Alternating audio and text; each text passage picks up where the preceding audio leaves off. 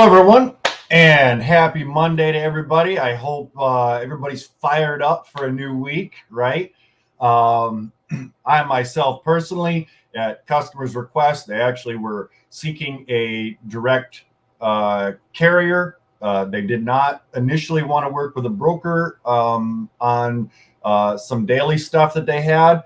And as a result of my relationships and networking, I think that I found that carrier for my customer. That may sound odd, me being a broker, and it's counterproductive. It's not the first time that I've done it, but hey, it's something that I do from time to time at customer request, right? Sometimes things just aren't quite, a good fit for us. And so, I pass that on. We'll see if that comes to fruition. If this carrier works out, they may end up still using me. I don't know. I guess I don't have a crystal ball in that aspect, but we'll find out. Otherwise, they may tell me to keep hunting, and then it's back to the drawing board for your buddy over here. So today, I wanted to talk to you about freight brokerages and the 1.2 million plus revenue per employee. Before I get into that, I do have a quick side topic on what shippers go through, right, when sourcing brokers, essentially. So I guess it's more or less shipper's tips for brokers, if you will. Okay, so stay with me, and we'll get on to the main thing. And this individual, and I'm not going to divulge his name. This is from a post on LinkedIn, but just from their opinion, their perspective, they start out by saying this is not a post to disparage brokers. They love brokers. And this is from a very large nationwide company, right? Just to highlight a few differences. They get quite a few DMs from brokerages, from the brokerage community, asking about the transition from the brokerage space to the shipper space. What's the difference? Things like this. And so they gave 6 points here that we're going to go over. Number 1 being relationship versus transactional. Shippers typically spend months vetting partners. Brokers, unfortunately, spend minutes, right? It's more or less like, hey, man, what's your MC? You're not in the system. My phone's blowing up. You want this load or not, right? Sad fact, but, I think for a majority of the brokers out there, in my humble opinion, that's kind of how it goes. And that's why I end up getting emails or phone calls, text messages from some that say, hey, I had this load go bad, Number 2 is fixed versus fluid networks. Shippers tend to operate the same network year after year, which affords optimization opportunities.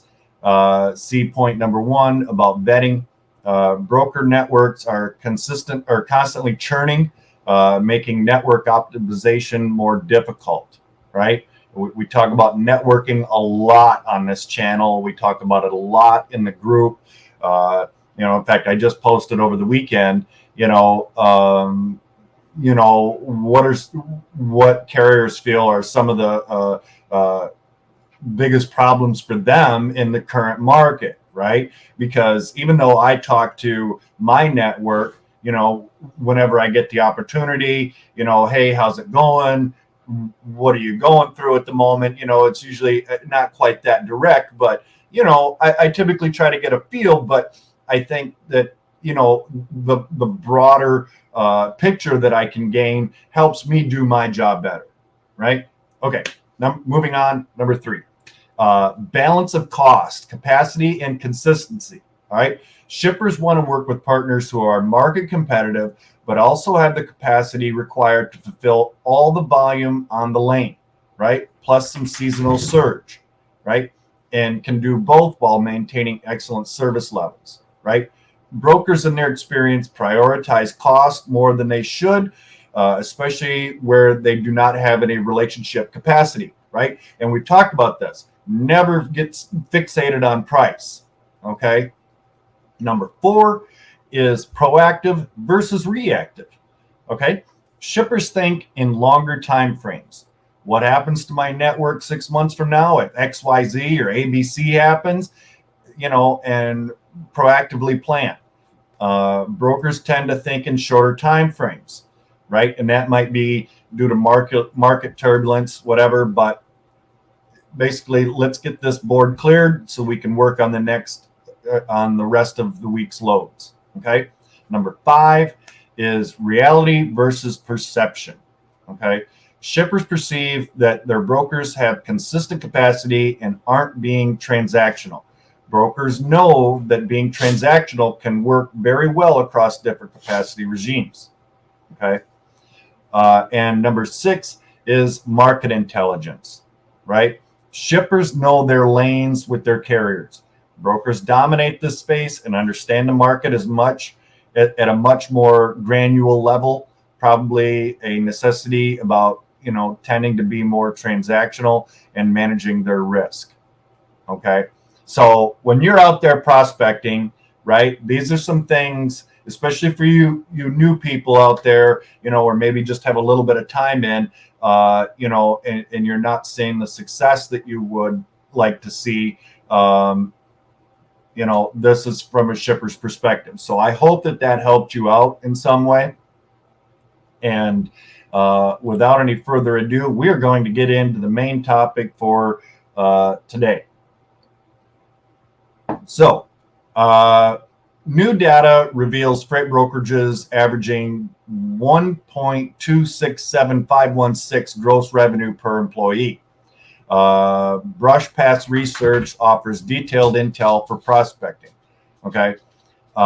Basically, the question was, what's the average gross revenue per employee at freight brokerages over the past year? Now, for you carriers listening to this, before you get all up in a hype, wait till we break down those numbers. Okay. This isn't like net revenue or anything, that 1.2. Okay. It is 1.2 plus, according to financial data compiled by Brush Pass Research. I apologize, tongue-tied again, covering the past 4 quarters. This data comes from their annual gross revenue intel offered in their premium data set. Okay. Average gross revenue per employee, 1.2 plus. Research was conducted within the last 4 quarters. The consistency of this gathered data holds true across market segments. Okay. Gross versus net. All right. Pay attention here. The 1.2 plus million figure represents gross revenue, not profit. Okay. A significant portion of this goes directly to paying carriers. Okay.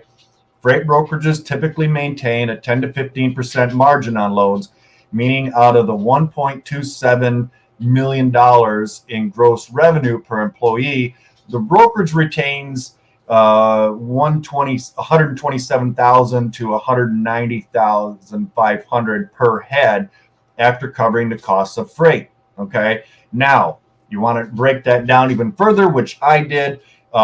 If you average that, let's say if the employee or the agent is making or is on a 60-40 split, that means that their take on that would be anywhere from $76,200 to $114,300. Okay. What are the industry implications?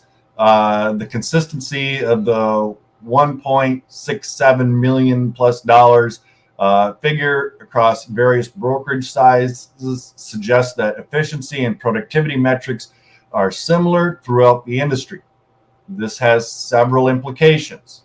Number 1 being smaller brokerages must maintain high productivity to remain competitive, right? So if you're in a smaller brokerage, don't get complacent, don't get lax. All right. And as we've stated before, we've, been kind of a topic as of late. It hasn't been, even prior to investments in technology, automation, and workforce optimization are crucial for long-term success, right? And I know that it's not always easy to invest in some of that because you're weighing your everything, and it can be tough. But if you're able to do that, in even any amount of investment that you can put toward your technology and automation, thank you, will really truly help, right? Again, we're not going to get back on the AI thing that we talked about the other day, but while I'm hesitant to release AI fully, I do think that there are certain aspects of our day-to-day where that automation and that AI can help, right? It just kind of cuts down on some of the mundane things that we do from a day-to-day, without having any impact on our relationships fully. It does, but it doesn't, if that makes sense. Yeah, just some things to consider. And I know that everybody's still a little upset about the market. We are getting ready to start heading into the holiday season. Halloween will be here before we know it. Thanksgiving, Christmas, right? So for those of you carriers looking for direct customers, or for you brokers out there looking for direct customers, when you're out there prospecting, especially if you're after seasonality or seasonal customers, or even if you haven't had seasonal customers in the past, always try to think 2 to 3 months out. Sometimes that it doesn't always work. Sometimes you have to be just about a month out. But things like pumpkins right now are going to be shipping. Christmas trees, before you know it. Start thinking about things like snow blowers, right? For people that live in northern regions, that typically get snowfall, things like this, right? Things that, maybe some that live in the Southwest or something, or further down south where you don't really see any snowfall. These are all some things to, just a few examples of some things to kind of look at, right? And also like stuff like candies, for instance, right? Start thinking about all the chocolates and the treats and stuff that get shipped to stores, during the holiday season, all the candy for Halloween, Christmas, things like this, candy canes and all of that fun stuff, right? So if you're out there prospecting, you're looking for some seasonal stuff, and a lot of those companies, like the candy companies, while they do ship a lot of that stuff during the holiday seasons, they'll probably be shipping again, by Easter, and they're shipping on a regular basis, just their everyday type candy stuff. So some things to consider if you're out there prospecting this week. So yeah, I hope that this was insightful. Again, I love to see everybody's comments.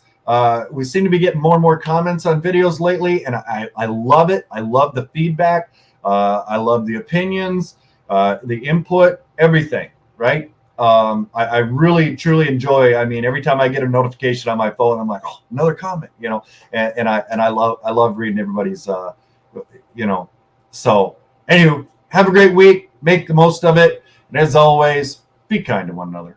Bye-bye now.